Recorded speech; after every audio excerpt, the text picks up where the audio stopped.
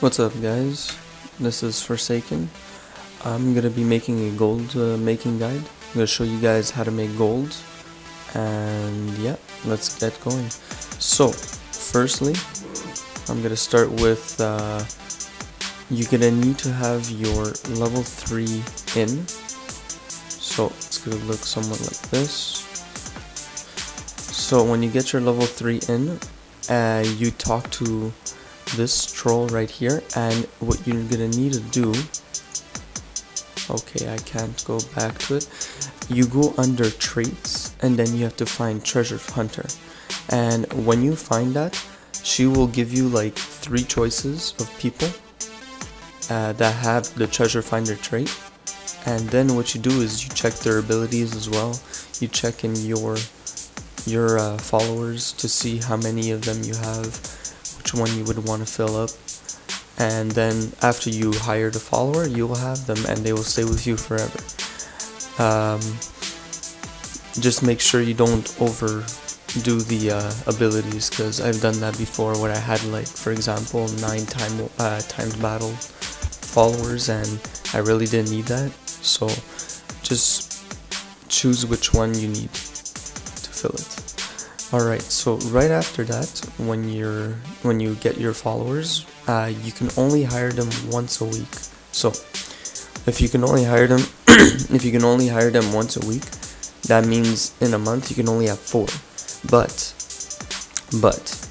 there is another way for you to get treasure hunter on your characters, which is if you have a lot of garrison resources, which I do not, because I had like at least 4,000, 5,000, and I bought at least 4 of these. So what this is a it re-rolls the traits for all your followers. So I suggest to you that when you make them epic, your followers, they would have 3 traits. So it would be better for you to use the re-roll on their 3 traits right here, so you have a chance of getting treasure hunter.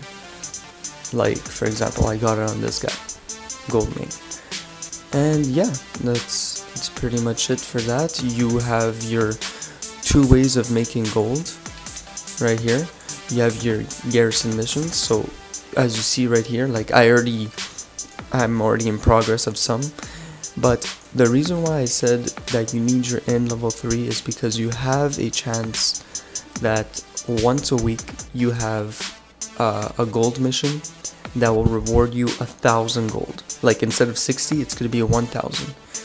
Plus, the people that have the treasure hunter trait, they have a chance of making it 2,000. Or if you have the 3 followers with treasure hunter, then you have a chance of making it 4,000 gold, because it just multiplies, like, it just doubles itself. So it goes from 1,000 to 2,000, then 2,000 to 4,000.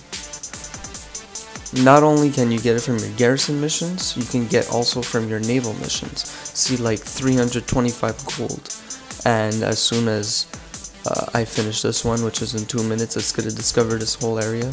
And over here, when it's 325 gold, there is some naval fleets, your boats over here, that could have a trait where it could multiply your gold.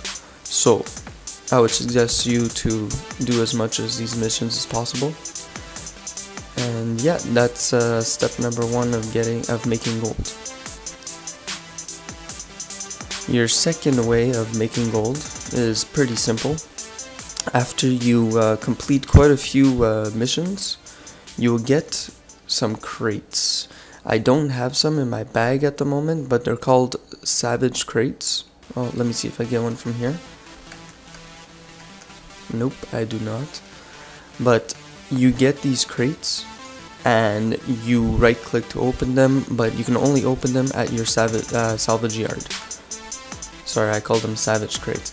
They're called salvage crates. So you can open it only at your salvage yard.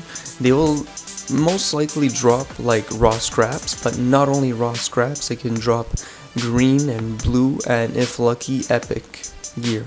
But don't go crazy, it's not really crazy good epic gear. It's probably like Cataclysm gear or any other content but Warlord or Draenor.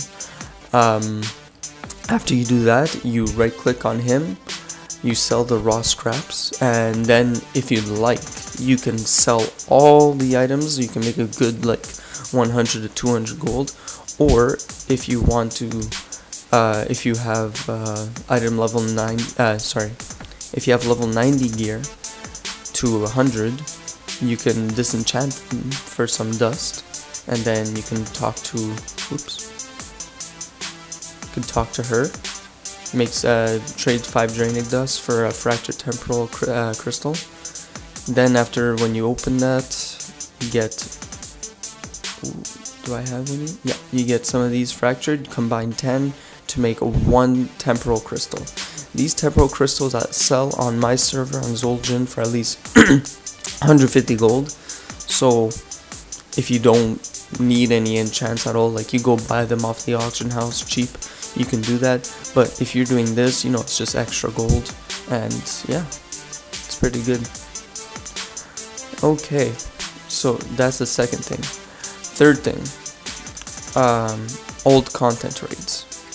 So old content raids such as Dragon Soul, Bastion of Twilight, Firelands, Blackwing Descent, Throne of the Four Winds. All of them need to be 25-man heroic. You are able to solo them, but there's some of them where like you'll feel like, oh, it's impossible to do it. It is not. You just need to go on YouTube and just search how to solo Dragon Soul 25-man heroic warrior. So that's what I did, and I've been doing it ever since, every week. I'm saved to it every week, and I make about an average of 6,000 to 7,000 gold for those like combined 5 runs. Is it 5? 1, 2, 3, 4, 5. Yes, 5 runs. And not only that, if you have many characters, 6,000 to 7,000 gold each character. Let's do the calculations on that.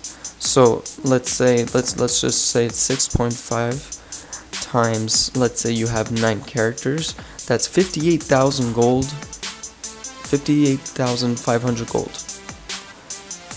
Wow. So right there, you made 58,000 gold, and you can buy yourself you could buy yourself a token. But not from here, because this one you have to pay 20 bucks. But go to the auction house and just go buy yourself a token, or wait for your account to expire, and then you go on the server that you're on that has the 58,000 gold, for example, and then you just spend whatever currency its value is for 35k. That's on my server, Zul'jin. So in the end, you're left with about 23k, and by next week, if you do it again, does a whole 5 raids, which are 9 characters. I know it's gonna be tiring, but still it's kind of worth it. Like, you don't need to pay for another month. You can keep playing and make gold. So that's the whole point of this video. So that's that. Now the fourth thing right now I'm gonna show you is Tanan Jungle. The reason why I say Tanan Jungle is because there is these 4 rares over here. First one is Doom Roller, second one is Vengeance, third is Terrorfist, and the fourth one is Death Talon. All of these have a 100% drop to drop oil. Death Talon, though, he has a chance to drop his own, himself, as a mount. He has a chance to drop, Terrorfist has a chance to drop a mount as well. I believe it's a Gronling. Vengeance has a chance to drop the mount too. I believe it's the Boar. And Doom Roller, it's the Wolf. I have it right here. I'll show you.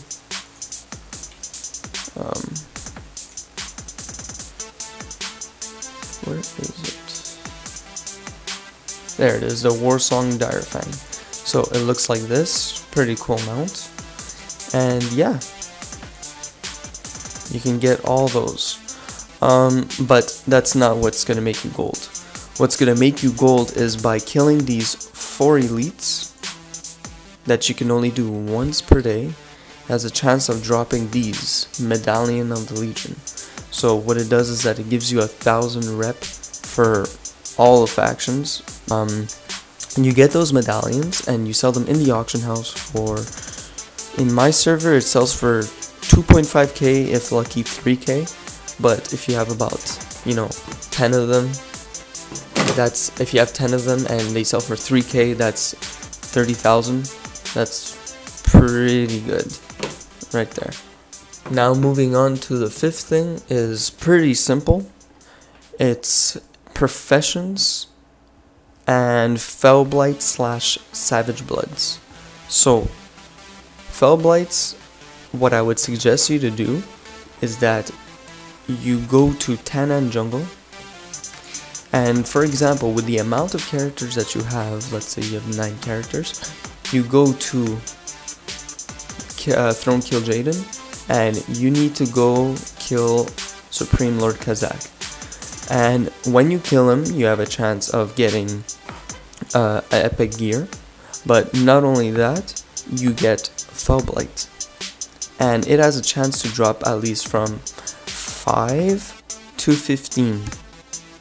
I don't think it will go lower than that because I never got lower than 5, but it has a chance to drop at least 5 to 15. Now if you have 9 characters and it drops, for example, 15, you will have 135 Fellblights. Now, Fellblight on my server on Zul'jin sell for about 120 gold. So 120 gold times 135 is 16,000 gold in 1 week just to kill Lord Kazakh and get Fellblight. That's crazy. Next thing right now is Savage Blood.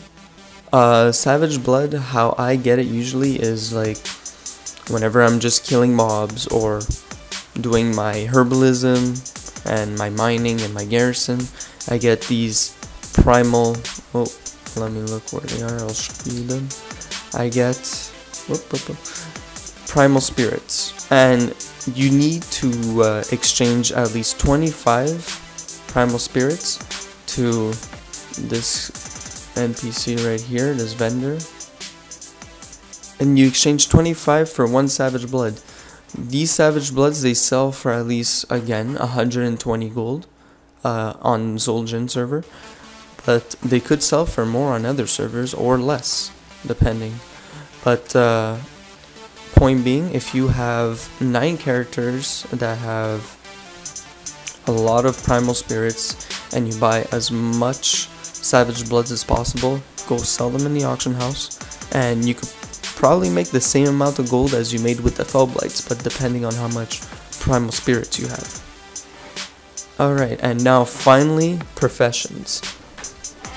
Professions depends on which profession you have. Right now I believe it's jewelry crafting that could probably make you the most gold, as well as enchanting.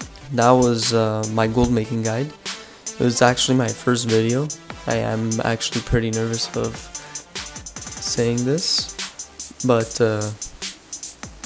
pulled it through, and this was my gold making guide of how you guys can make easy gold and put another month of WoW on your account, or you can save it until Legion.